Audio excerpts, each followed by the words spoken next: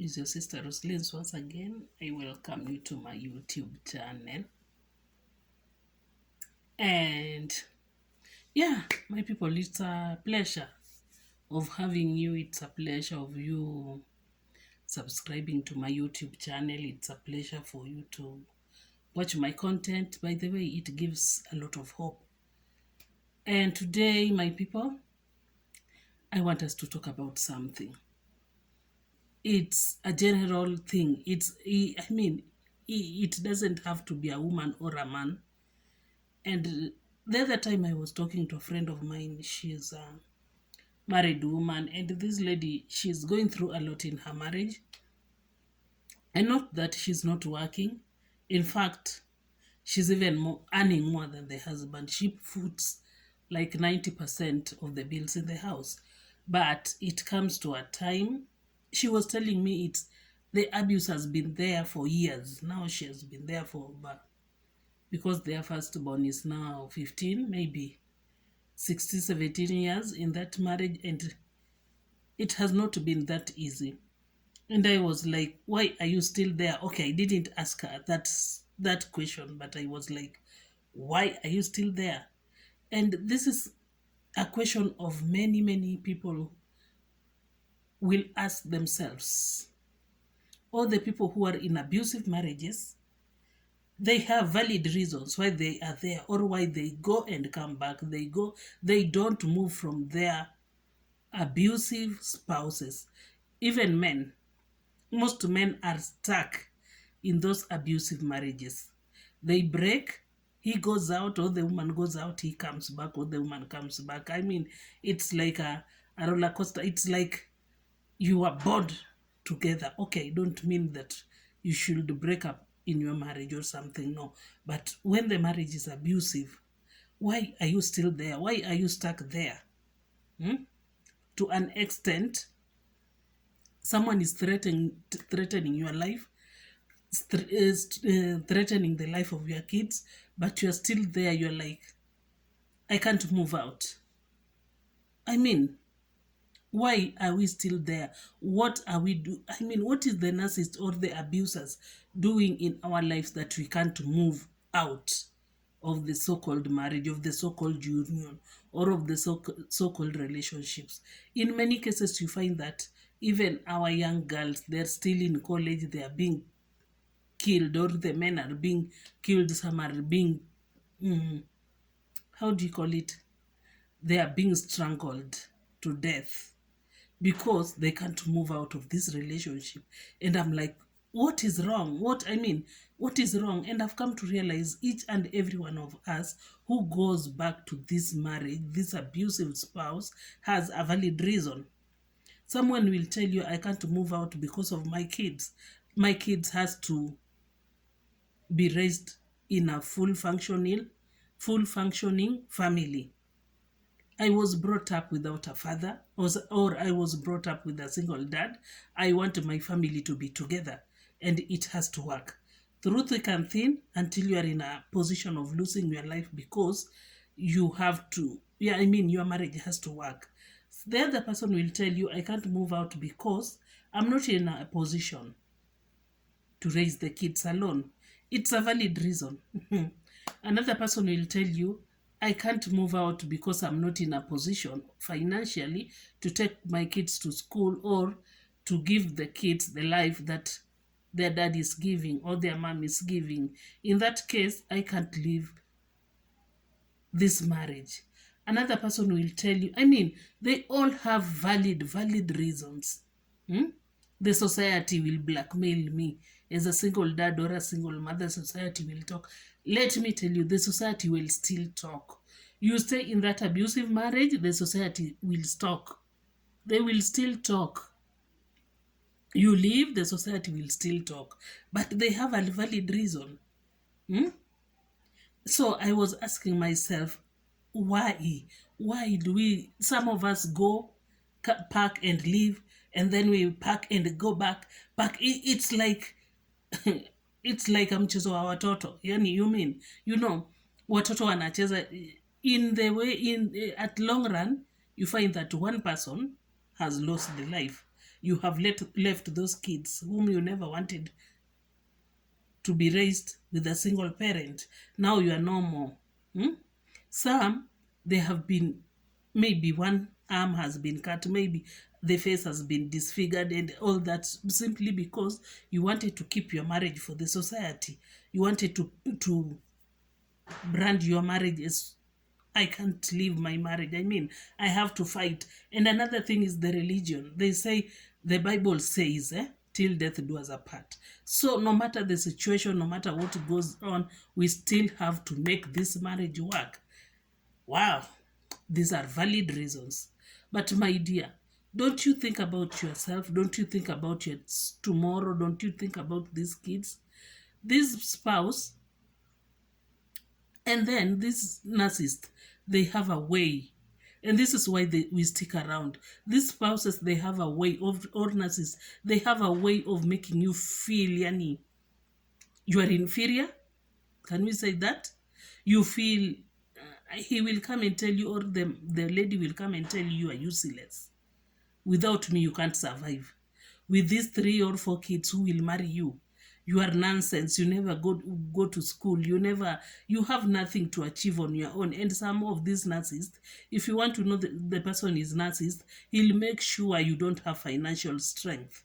In that, he will tell you not to do any business. If you are working, I don't want to see you working. I'll take care of you. To an extent, you go ahead. And they sweet talk you. They tell you these sweet, sweet words until you go and resign your job. After resigning your job, wow, the heaven breaks loose. And here is where, especially a man, if he knows that you have no cash, my dear, you are on your own. That person can tell you anything he feels like. And I don't mean only men, even some of us ladies, we are very, very toxic. And the moment someone has told you how useless you are, your self-esteem goes to zero. And now you also feel, and you tell yourself every morning you wake up, I'm useless. In fact, this man is doing me a favor to live with me. Where will I go with these kids? I don't have money. Even I'm not even pretty anymore. My education is useless. Someone told me you went to school but you are useless. And you feel these negative words, they feel into your mind to an extent that you can't reason anymore. You look yourself, even sometimes you don't want to look yourself in the mirror because he's the one affirming you, how useless you are, how ugly you are. You are now at 43 years. Who will take care of you? Who will look at you? Who will love you? And you feel that, by the way, he's doing me a favor. Wacha tu anichapange, anifanyie anything. I eat at his mercy. My kids go to school at his mercy. So wacha tu nivumilie. Na the more unavumilia, the more unaumia, the more unaenda pata kuliwa kwa that marriage, simply because ulikuwa unavumilia. My dear, as much as this affirmation, they affirm to us that how useless we are, and they stick in our minds, and these negative words control us. My dear, let me tell you, if you're in that abusive marriage, a narcissist will never change. And these narcissists, some of them, not all, some of them, they have a way of sweet talking you when they come back in the evening. They bring you flowers. Some, I saw another lady, she was saying that the husband will even buy for her a new car and everything. They live in their own home compound. Because he wants this lady to be his food. A narcissist knows how to keep the food, not to let the food go. And the moment umepaka umeenda kunywa, atakufuata, telling the parents how he is the best man, he does this, and in most cases the narcissist will make sure he uses the word to gaslight. Yeah, that is to gaslight. He will make you feel like you are the one who has provoked him to beat you. You are the one who has provoked him to do for you whatever he has done. He has strangled you. He has cut you with pangas.